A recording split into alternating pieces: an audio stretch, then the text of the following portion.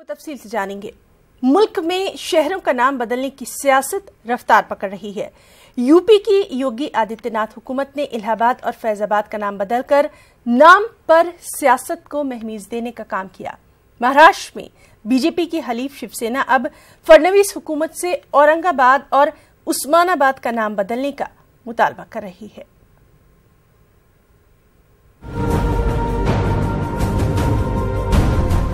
शिवसेना को योगी की शहरों की नाम बदलने की सियासत पसंद आ रही है, लिहाजा उसने फडणवीस हुकूमत से औरंगाबाद और उस्मानाबाद का नाम बदलने का पुरजोर मुतालबा किया है। शुरू हो गया सिलसिला गांवों का और शहरों का नाम बदलने का। उत्तर प्रदेश के मुख्यमंत्री या सरकार से हम चाहते थे कि अयोध्या में राम मंदिर बने, लेकिन फैजाबाद का नाम बदलकर अयोध्या कर दिया। अच्छी बात। इलाहाबाद का प्रयाग तीर्थ कर दिया, प्रयागराज कर दिया है। अहमदाबाद का कर्णावती होने जा रहा है। और भी कुछ नाम बदलने का मैं पढ़ रहा हूं, लेकिन हमारी एक मांग रही हमेशा महाराष्ट्र में औरंगाबाद का संभाजी नगर करें, वहां उस्मानाबाद का धाराशिव करें। उस बारे में तो कोई कदम नहीं उठा रही है सरकार। तो हम सरकार को याद दिलाना चाहते हैं महाराष्ट्र के, अब अयोध्या फैजाबाद से शुरू हुआ है तो औरंगाबाद तक लाइए, संभाजी नगर तक लाइए। शिवसेना मरकज की मोदी हुकूमत की पॉलिसियों की तनकीदें करती रही है, लेकिन लगता है शहरों के नाम बदलने की सियासत उसकी तबीयत से मुताबिकत रखती है और वो बीजेपी के हथियार से फडणवीस हुकूमत के लिए परेशानियां खड़ी करके, यानी वो एक तीर से कई निशाना साधना चाहती है। Bureau report, news 18 Urdu. Mumbai में एयर इंडिया के 1500 ग्राउंड स्टाफ बीती रात से हड़ताल पर हैं। जराये के मुताबिक इनके मुतालबात पर मैनेजमेंट कान नहीं धर रहा। इसके अलावा 4 मुलाजमीन को भी निकाल दिया गया है। मुलाजमीन को दिवाली के मौके पर बोनस भी नहीं दिया गया। Air India air transport service limited के फिक्स कॉन्ट्रैक्ट के तहत ग्राउंड स्टाफ काम करते हैं। उन्होंने 2014 में अपने मुतालबात को लेकर एयर इंडिया मैनेजमेंट को एक मेमोरेंडम भी सौंपा था। हमारे नुमाइंदे सर्वेश तिवारी ने इन हड़ताली मुलाजमीन से खास बातचीत की। जो सैलरी इंक्रीमेंट है वो हमें जैसा होना चाहिए वैसे नहीं हो रहा है। नए स्टाफ रिक्रूट कर रहे हैं, उतनी सैलरी जितनी हमें मिल रही है, तो सीनियरिटी का कुछ फायदा ही नहीं रहा। यहाँ पे मैनेजमेंट हमारे हाथ में जो है वो भी छीन के ले रहा है, तो वो देने की क्या सोचेगा। तो हमें कुछ ना कुछ करना ही पड़ा। इसके लिए ये सब हम सब लोगों का ये उद्रेक बाहर पड़ा हुआ है। आज यहाँ पे किसी चीज के लिए जस्टिस नहीं है। हर एक बात पे टर्मिनेट किया जाता है, हर एक दिन का कुछ ना कुछ करके सैलरी कट किया जाता है, बट मतलब ही नहीं है कोई बात करे। हर एक चीज के लिए स्ट्राइक करना पड़ता है। ये 3rd या 4th स्ट्राइक है। ये वर्कर लोगों को जो होने वाली तकलीफ था उसका उनका जो उद्रेक हुआ है उसके वजह से ये स्ट्राइक हुआ है। ये स्ट्राइक किसी के प्रेशर में, किसी के बहकावे में आके नहीं हुआ है। ये जो वर्कर लोग हैं ये सब वेल एजुकेटेड लोग हैं। इनको क्या करना चाहिए, क्या नहीं करना चाहिए, इसका बहुत बड़ी तरह से एहसास है। आज महिलाएं बड़ी तादाद में है। क्यों? इसका मतलब ये है महिलाएं को जो सुरक्षा के बारे में जो सोचा था पहले से, हम लोगों ने जो मांग की थी वो भी आज तक पूरी नहीं हुई है। उसके वजह से महिला भी परेशान है। एवध एनसीपी की जानिब से एवध महल में जवाब दो पदयात्रा निकाली गई। एवध महल एनसीपी के जिला सदर मिर्जा ख्वाजा बेग की क़यादत में निकाली गई इस पदयात्रा में मर्द और ख़वातीन सैकड़ों की तादाद में शामिल हुए। पदयात्रा के दौरान एनसीपी कारकुनान ने हुकूमत के खिलाफ नारेबाजी की। इस मौके पर मिर्जा ख्वाजा बेग ने हुकूमत पर अवाम को धोखा देने का इल्जाम लगाया।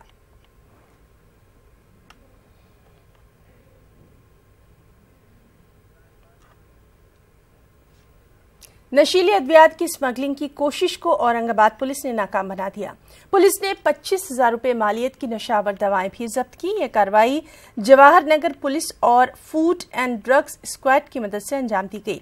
बताया जा रहा है कि ये नशावर दवाएं कर्नाटक से औरंगाबाद लाई जा रही थी। ताहम पुलिस ने बस स्टैंड पर ही जाल बिछाकर मुलजिम शेख बबलू शेख बन्ना साकिन आजीपुरा को हिरासत में ले लिया। पुलिस कमिश्नर चिरंजीवी प्रसाद का कहना है कि शहर की स्लम बस्तियों में ये नशावर गोलियां फरोख्त करने की मंशा से लाई गई थी। पुलिस इस मामले की तफ्तीश कर रही है। हमारे यहाँ गोपनीय सूत्रों से ऐसा पता चला कि शेख बबलू शेख बन्ना नाम का युवक जो कि बाईजीपुरा औरंगाबाद में रहता है, वो नाइट्रोसन की कुछ 1400 गोलियों लेकर के एसटी बस से औरंगाबाद आ रहा है। तो इसी गोपनीय सूत्रों के आधार पर हमारी टीम ने, जिसमें एपीआई सोनवने और दूसरे अधिकारी थे, इनको रेड किया और रंगे हाथ इनको पकड़ा। इस के मद्देनज़र पुलिस स्टेशन जवाहर नगर में ड्रग्स एंड कॉस्मेटिक्स एक्ट इसके तहत ऑफेंस रजिस्टर है और हम इसमें पूरी तह तक जाने की कोशिश कर रहे हैं।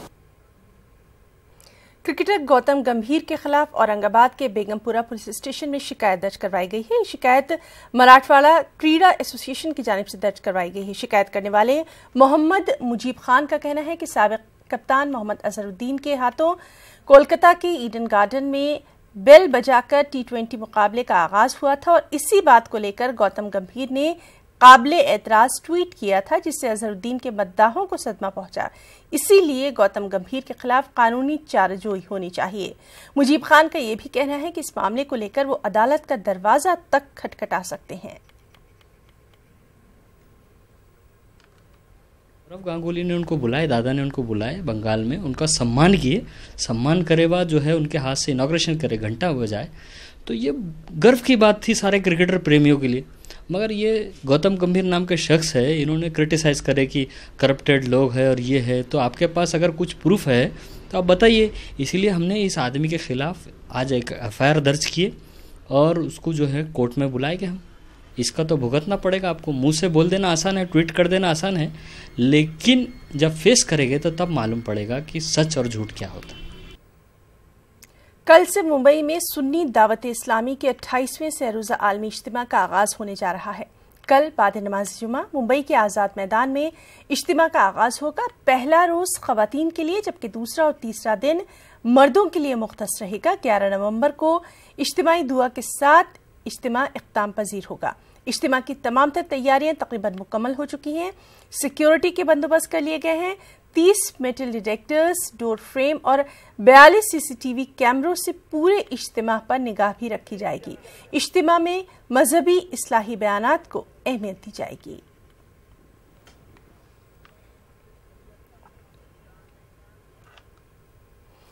महाराष्ट्र में अलीगढ़ मुस्लिम यूनिवर्सिटी के कैंपस के क़याम का मुतालबा जोर पकड़ रहा है। वाज़ेह है कि इससे पहले कांग्रेस एनसीपी हुकूमत में अलीगढ़ मुस्लिम यूनिवर्सिटी के कैंपस के क़याम के लिए ज़मीन भी देखी गई थी, लेकिन हुकूमत बदलने के बाद मामला सर्दखाने में पड़ गया था। अब दोबारा वक्फ की ज़मीन पर कैंपस के क़याम का मुतालबा जोर पकड़ रहा है।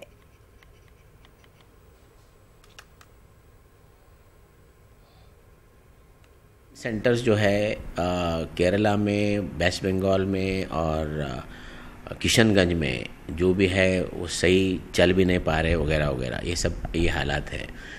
तो ऐसा हुआ कि महाराष्ट्र एक वेरी वाइब्रेंट स्टेट है। यहाँ ऐसा भी हो सकता है कि सरकार के यहाँ से पूरी फंडिंग नहीं आए तो फिर लोकल NGOs वगैरह मिलके भी फंडिंग कर सकते हैं। और एक एक्सटेंडेड कैंपस है ये, पूरी यूनिवर्सिटी ने यूनिवर्सिटी का एक कैंपस कहा जाता है। एक मिसअंडरस्टैंडिंग है लोगों से, तो इससे बहुत सारा फ़ायदा होगा, सबको होगा। हम वक्फ बोर्ड की तरफ से अलीगढ़ मुस्लिम यूनिवर्सिटी को महाराष्ट्र में ज़मीन देवे और यहाँ पे यूनिवर्सिटी की स्थापना हो।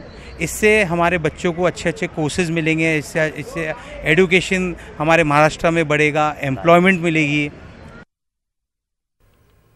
2019 के पार्लिमानी इंतखाबात करीब हैं और ऐसे में मुख्तलिफ सियासी जमातें अपने अपने तौर पर सियासी हिकमत अमली बनाने में लग गई हैं। दूसरी तरफ मुल्क में शिद्दत पसंदी और फ़िरक़ा परस्ती भी बढ़ती जा रही है। पसमानदा तबक़ात खासतौर पर अक़लियती तबक़े के खिलाफ नफरत फैलाई जा रही है। दूसरी तरफ मुल्क की जमहूरी कदरों को मिटाने की भी कोशिशें हो रही हैं और ऐसे में मुसलमानों की नुमाइंदा जमातें क्या सोच रखती हैं, ये जानने के लिए न्यूज़ 18 उर्दू के नुमाइंदे ज़मीर अहमद खान ने जमात इस्लामी हिंद के नायब अमीर सैयद सादतुल्लाह हुसैनी से उनके बीड़ दौरे के मौके पर ख़ास बातचीत की और उनसे ये जानने की कोशिश की कि मौजूदा हालात में जमात की तरजीहात क्या हैं और मुसलमानों को इंतखाबात के दौरान क्या हिकमत अमली अपनाना चाहिए। मौजूदा सियासी सूरत हाल में काफ़ी कुछ मसाइल है जो सर उभार रहे हैं। ऐसे में बहैसियत मुसलमान पूरी कौम के सामने भी ये मसाइल है कि वो किन तरजीहात को अपनाएं और क्या कुछ अपना रवैया अख्तियार करे। इन सारी बातों पर, इन सारे सवालों पर कुछ बात करने के लिए आज हमारे साथ जमात इस्लामी हिंद के नायब अमीर सैयद सादतुल्लाह हुसैनी साहब है। आइए हम उनसे बात करते हैं।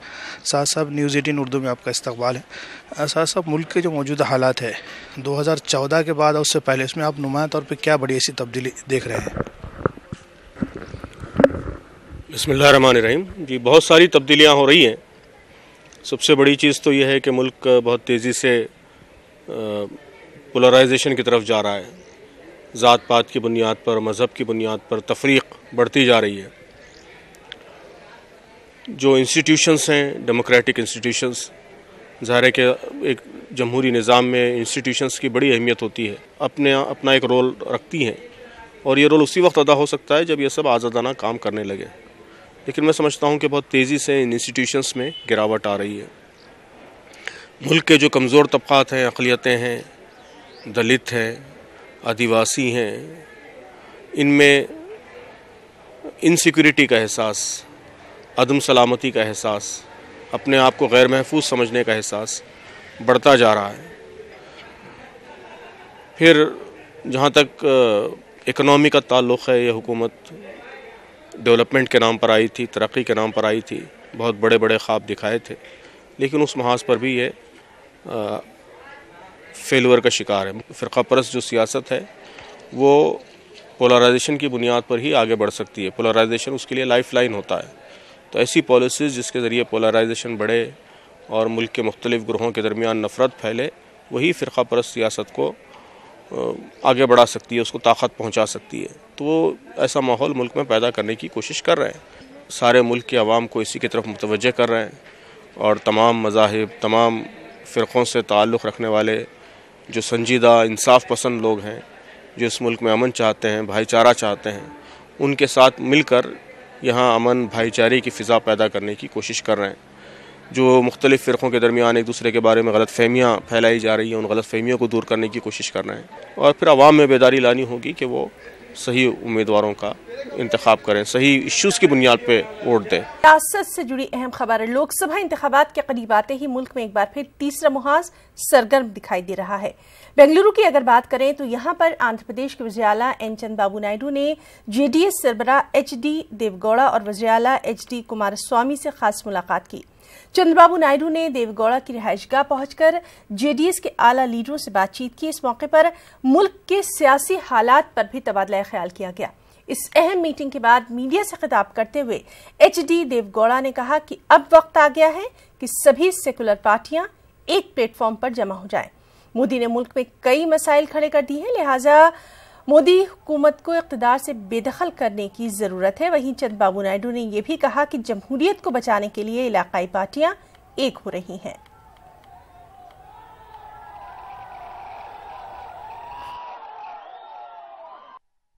NDA rule from last 4 years 2 months under the leadership of the Honorable Prime Minister Modi Sahab has created so many problems, including destabilizing certain constitutional created institutions. Now it is the responsibility of all secular parties, including Congress, to come together to replace the NDA government. Now, people like us, especially Devegowda ji and myself, even Kumaraswamy ji, and also all leaders has to join together to save this nation, to save democracy. If you see today, all institutions are destroyed. CBI, it is a premier institute for investigation of corruption. It is in trouble. Tipu जयंती की मरकजी तकरीब विधानसभा में ही मुनक्किद होगी। बेंगलुरु में वजीर अक़लियती बहबूद और औक़ाफ ज़मीर अहमद खान ने ये बात कही। ज़मीर अहमद खान ने मजीद कहा कि कुछ कन्फ्यूजन की वजह से जगह की तब्दीली की गई थी, लेकिन अब विधानसभा के बैंक्वेट हॉल में ही तकरीब मुनक्किद करने का फैसला लिया गया है। वाज़ेह है कि रियासत के नायब वज़ीर आला जी परमेश्वर ने टीपू जयंती की तकरीब विधानसभा के बजाय रविंद्र कला क्षेत्र में मुनक्किद करने का ऐलान किया था, और हुकूमत के इस फैसले के बाद टीपू सुल्तान के मद्दाहों में मायूसी देखने को मिल रही थी। ಮಾಡ್ತಾ ಇದೀವಿ, ಬ್ಯಾಂಕಟಲ್ಲೇ ಮಾಡ್ತಾ ಇದೀವಿ. ಅದಕ್ಕೆ ಯಾರು ಹೇಳಿಲ್ಲ. ಅದು ಒಂಚೂರು ಏನಾಗಿತ್ತು, ನಮ್ಮ ಪರಮೇಶ್ವರ್ ಅವರು ಕನ್ಫ್ಯೂಸ್ ಮಾಡ್ಕೊಂಡಿದ್ರು. ನಾವು ಜಯಮಾಲ ಅವರು 3ನೇ ತಾರೀಕು ಸಂಬಂಧಪಟ್ಟ ಇಲಾಖೆ ಅಧಿಕಾರಿಗಳೆಲ್ಲ ಕರೆಸಿ ಮೀಟಿಂಗ್ ಮಾಡಿ ಬ್ಯಾಂಕಟ್ ಹಲ್ಲಲ್ಲೇ ಮಾಡಬೇಕಂತ ಅಲ್ಲಿಂದ ಸೀದಾ CM ಮನೆಗೆ ಹೋದ್ವಿ. ಕೃಷ್ಣಾದಲ್ಲಿದ್ದರು CM ಅವರು. ಅಲ್ಲಿ ಹೋಗಿ ಅವರು ಮಾಹಿತಿ ಕೊಟ್ಟು ನಾವು ಈ ಥರ ಮೀಟಿಂಗ್ ಮಾಡಿದ್ದೀವಿ, ಈ ಥರ ಬ್ಯಾಂಕಟ್ ಹಲ್ಲಲ್ಲೇ ಮಾಡ್ತಾ ಇದ್ವಿ ಅಂತ ತೀರ್ಮಾನ ಆಗಿದೆ, ನೀವು ಎಷ್ಟು ಗಂಟೆಗೆ ಬರ್ತೀನಿ ಅಂತ ಕೇಳಿದಾಗ ಅವರೇ CM ಒಪ್ಪಿಗೆ ಕೊಟ್ಟಿದ್ದು ಸಂಜೆ 6:30 ಮಾಡಿ ನಾನು ಬರ್ತೀನಿ ಅಂತ ಹೇಳಿದರು. ಈ ಪರಮೇಶ್ವರ್ಗೆ ಪಾಪ ಗೊತ್ತಿರಲಿಲ್ಲ, ನಾವು ಮೀಟಿಂಗ್ ಮಾಡಿ. टीपू जयंती को अवामी सतह पर मनाने की इजाजत न देने के गुलबर्गा जिला इंतजामिया के फैसले के खिलाफ अक़लियती रहनुमाओं में नाराजगी देखी जा रही है और इसके खिलाफ अक़लियती रहनुमाओं ने गुलबर्गा DC को एक मेमोरेंडम भी पेश किया।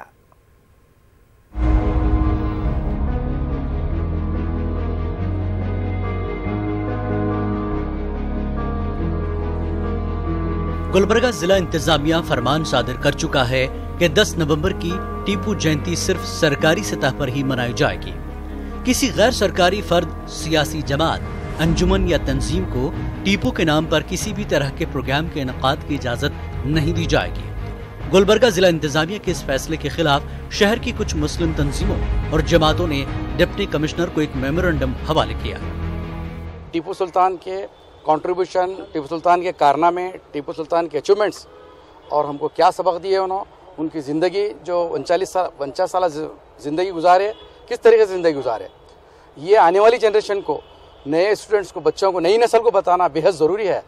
इस ताल्लुक़ से हमने बार बार यही मीटिंग में मुतालबा किया कि परमिशन दिया जाए, जहाँ कहीं भी फंक्शन करना चाह रहे हैं प्राइवेट में ऑर्गेनाइजेशन वाले, NGOs वाले, तो उनको परमिशन दिया जाए। गुलबर्गा जिला इंतजामिया के मुताबिक टीपू जयंती के मौके पर कोई जुलूस भी नहीं निकाला जाएगा, बल्कि सिर्फ 4 दीवारी में बंद सरकारी तकरीब मनाई जाएगी।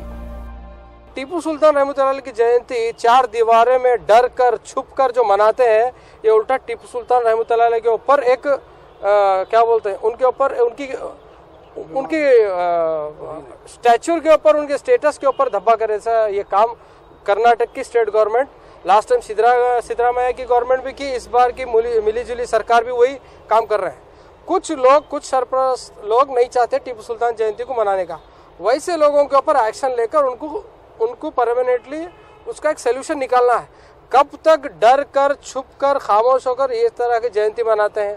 जितने भी जयंतियां रियासत कर्नाटक में होती हैं, एक बहुत बड़ा जुलूस निकलता है। वो जुलूस जाकर एक हाल में जाकर है ना, वहाँ पर उनकी तारीख को बयान की जाती है। जितने भी जयंतियां हैं यही प्रोसेशन लेके जाते हैं, लेकिन खुसूसन टीपू सुल्तान रहमतुल्लाह अलैह के जुलूस को बंद किया गया है। मैं यहाँ के ज़िला इंतज़ामिया से पुरजोर अपील करता हूँ कि वो है ना नगरेश्वर स्कूल से रंग मंदिर तक जुलूस निकाले, ताकि देखने वालों को ये भी मालूम हो कि आज क्या दिन है और किस लिए ये जयंती मनाई जा रही है और किसकी जयंती है। टीपू जयंती की बेंगलुरु में मुनक्किद होने वाली मरकजी तकरीब के मकाम की तब्दीली पर भी अक़लियती रहनुमाओं ने रियासती हुकूमत को तनकीद का निशाना बनाया। न्यूज़ 18 उर्दू के लिए गुलबर्गा से जवाद मीर की रिपोर्ट। उधर टीपू जयंती बनाने के रियासती हुकूमत के फैसले के साबिक़ वज़ीर-ए-आला BS येदियुरप्पा ने सख्त नुक्ताचीनी की। उन्होंने रियासती हुकूमत की नीयत पर ही सवाल उठा दिए। येदियुरप्पा का कहना है कि टीपू जयंती बनाकर रियासती हुकूमत अक़लियतों की मुंह भराई कर रही है।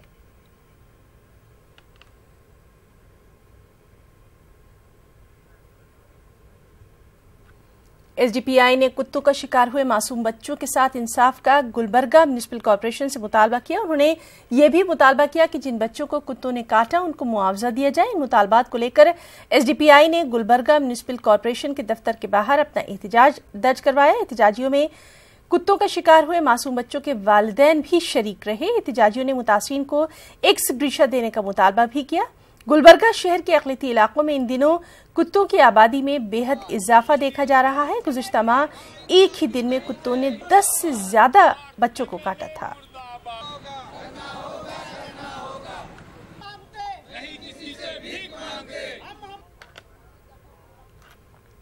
नोटबंदी के 2 साल मुकम्मल होने पर रायचूर में यूथ कांग्रेस के लीडरों और कारकुनों ने एहतजाज किया। इस मौके पर एहतजाजियों ने वज़ीर-ए-आज़म नरेंद्र मोदी और मरकजी हुकूमत के खिलाफ जमकर नारेबाजी की। यूथ कांग्रेस जिला यूनिट के सदर अरुण धोतरबंडी ने कहा कि 500 और 1000 के नोट बंद करने के पीछे जिन मकासद के हुसूल का दावा किया गया था वो पूरी तरह से नाकाम हो गए और हुकूमत ने नोटबंदी के 3 मकासद काला धन, जाली करेंसी के खात्मे और दहशतगर्दी की फंडिंग रोकने का ऐलान किया था, लेकिन इनमें से एक पर भी खातिर ख्वाह अमल दरामद नहीं हो सका। इसके बरअक्स नोटबंदी से सिर्फ नुकसान ही हुआ है।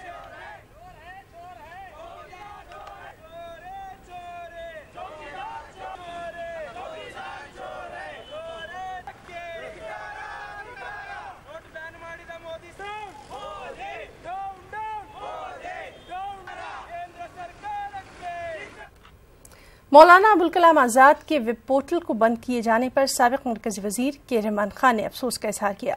वाज़ेह है कि साल 2013 में के रहमान खान के हाथों ही इस वेब पोर्टल का इफ्तिताह हुआ था। बेंगलुरु में के रहमान खान ने कहा कि हुकूमतों ने मौलाना आज़ाद को जो मुकाम देना चाहिए था वो नहीं दिया।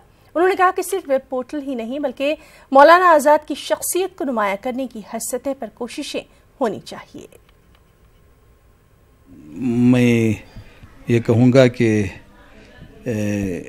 मौलाना आज़ाद के साथ बहुत बड़ी नाइंसाफ़ी है हुकूमत की। ये पोर्टल किस तरह से बंद हुआ और इसकी तहक़ीक़ात होना चाहिए।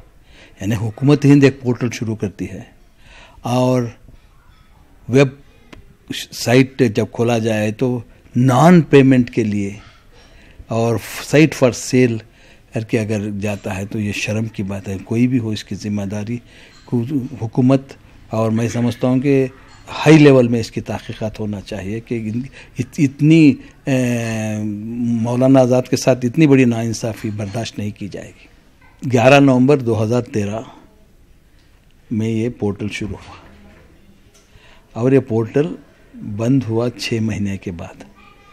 जब ये बंद होने के वक्त पर जब पोर्टल हुआ जिसकी है तो हमारी हुकूमत नहीं थी, हमारी हुकूमत मई में ख़त्म हो गई थी। तो इवन 1 महीना भी अगर हम थे तो वो लेग हुकूमत, और कोई भी जिम्मेदार हो, अगर हमारे ज़माने में भी कोई इसमें कोताही हुए तो उनके ऊपर भी एक्शन लेना चाहिए। मुझे ये नहीं कि माइनॉरिटी अफेयर्स मिनिस्टर को ये जिम्मेदारी, मिनिस्ट्री को जिम्मेदारी नहीं दी गई थी। इसकी जिम्मेदारी ICCR के पास थी, क्योंकि आज भी मौलाना आज़ाद के जो बर्थडे हो या डेथ एनिवर्सरी हो ICCR की तरफ से मनाई जाती है। और जहाँ तक मौलाना आज़ाद की है डेथ एनिवर्सरी और ये जो है वो ICCR से नहीं है, वही अहमियत नहीं मिल रही है उनकी डेथ एनिवर्सरी या बर्थ एनिवर्सरी को जितनी दूसरे नेशनल लीडर जो राजघाट में जो नेशनल लीडर थे उनकी जो इम्पोर्टेंस मिल रही है। वो मौलाना आज़ाद जामे मस्जिद के सामने उनका मज़ार है, वहाँ रस्मन कुछ लोग जाते हैं और वहाँ से फूल चढ़ाए जाते हैं, मगर इससे ज़्यादा कुछ नहीं होता। उनकी याद में कुछ नहीं हो रहा। मैं ख़त लिख सकता हूँ मिनिस्टर को, गवर्नमेंट को ख़त लिख सकता हूँ। मैं जो भी ज़िम्मेदार हैं, चाहे मैं सबसे ज़्यादा मेरा सवाल कौम से, खुद मुसलमान भूल गए। छोड़िए, एक पोर्टल की बात नहीं है, क्या मुसलमान मौलाना आज़ाद को याद कर रहा है? एक आलिम, हमारे लिए फ़ख्र की बात है कि आलिम ने, एक ऐसा आलिम नहीं जो मामूली मदरसों का आलिम नहीं, ये पैदाइश आलिम है। 14 साल की उम्र में उन्होंने अखबार निकाल के, अरबी में अखबार निकाल के, इतना बड़ा आलिम जो कुरान का तर्जुमा किए हैं।